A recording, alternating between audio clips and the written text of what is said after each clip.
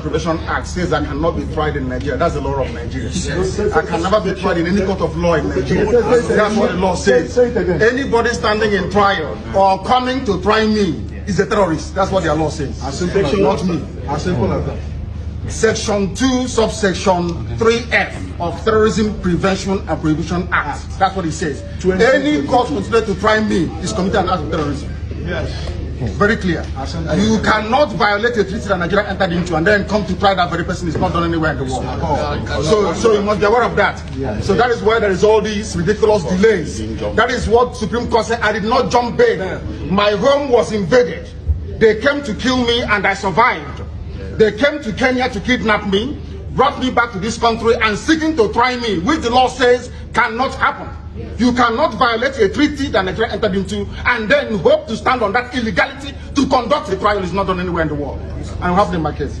Nobody has, there's no exception. No exception whatsoever.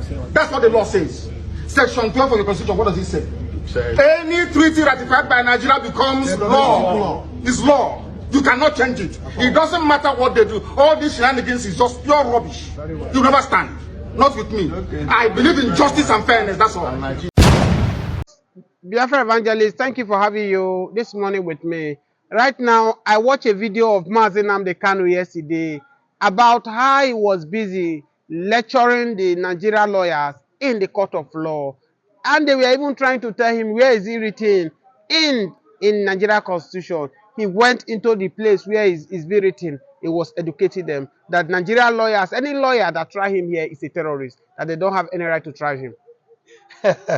You know, one thing is this. I always say something. When you don't know how the rain starts to beat, you can never know how to stop it. In Nigeria, it's quite unfortunate that the uneducated are the people that are ruling Nigeria. The people that don't go to school are the one controlling power. The people that don't read, they don't study, they don't have certificate, but they are the one coming to be a president, the governor, the senator, and whatsoever.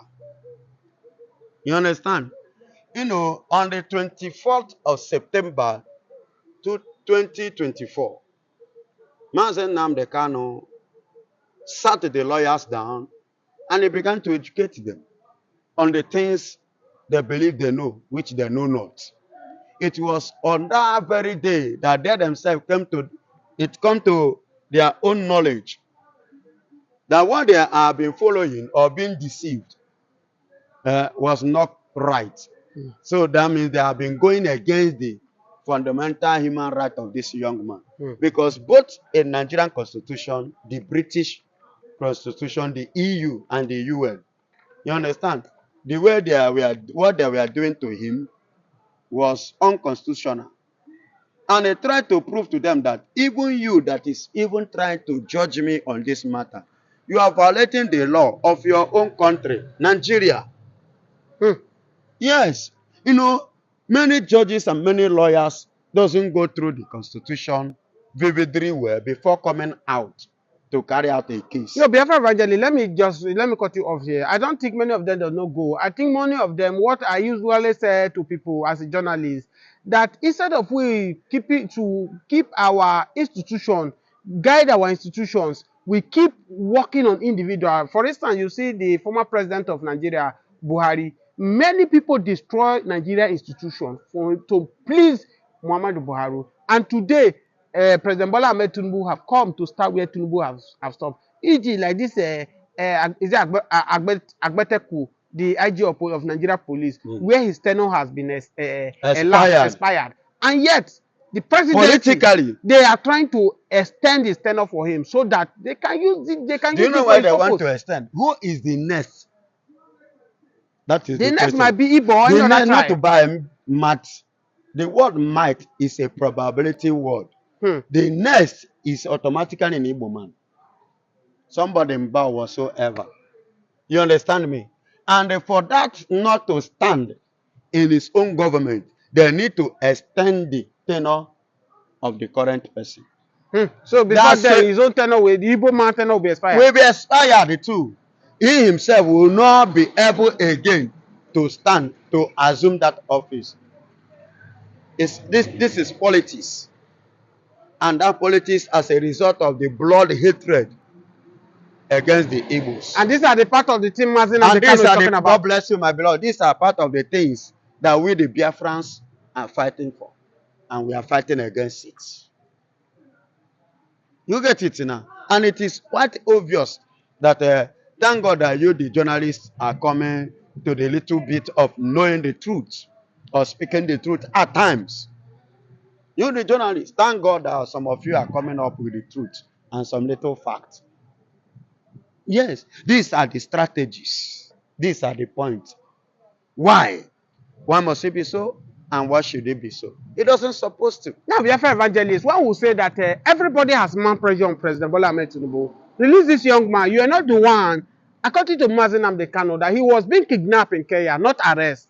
Because all the Nigerian government is saying that he jumped bail, he jumped bail. This young man said, I did not jump bail. I was in my father's house when Nigerian army invaded into my residence, killed a lot of people. I flew for my dear life. And I went on hidden for Buhari government. Now they came, they traced me to Kenya and they kidnapped me to Kenya. What the young man is saying that he cannot be tried in Nigeria. But as evil is now, many people are pressuring for President Bola Ahmed Tinubu to release him. But it's like President Bola Ahmed Tinubu did not want to pay attention to that. And the worst part of it, the day before, last week, they declare Ipob a terrorist organization. Yes, now. I'm not surprised. Excuse me. They declare them Ipob a terrorist because they are stand to fight for their rights. Bola Ahmed Tinubu will not release Mazen Nnamdi Kanu. Why? Because he have hatred against the Igbos.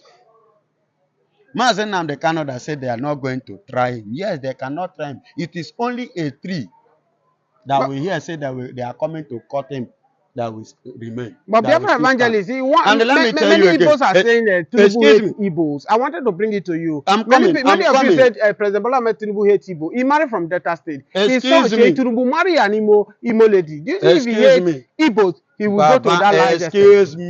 Excuse me. Forget. Didn't Igbos marry Fulani? But did they stop killing the Igbos? That is the question. So you get marriage, you can marry America.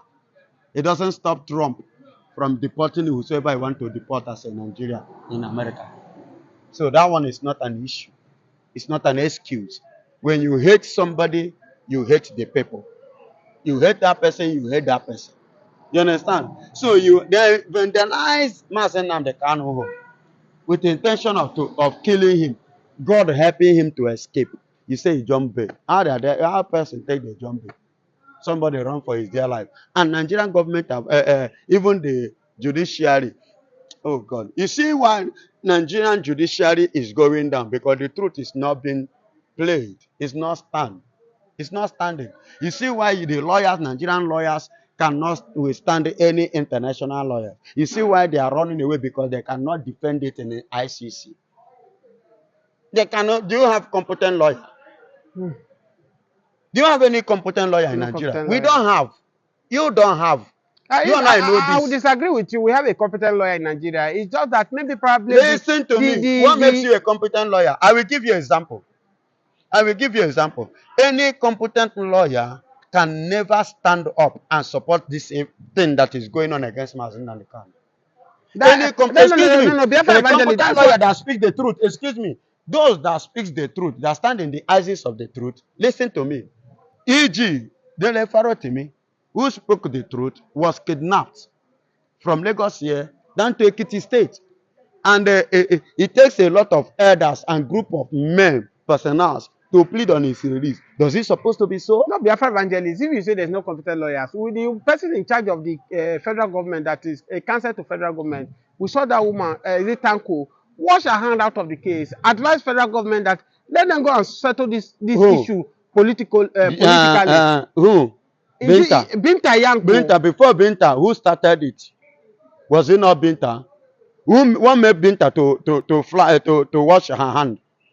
Was it not as a result of Mazen Nnamdi Kanu advice? I told him, you see this case, you cannot win it. And anybody that try me is a terrorist. That's why you wash her hand out of She the washed her hand because he told her, better withdraw your head.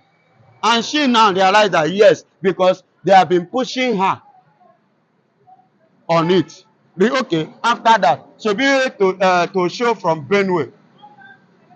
The case was tabled to him before him, presented to him to handle. He said they should return it back. Because you cannot speak against Nigeria, because if you speak against Nigeria, you will have a problem. So definitely Nigeria can never bring lawyers, you understand, that will speak against them in international standard. You see why I say they don't have competent lawyer.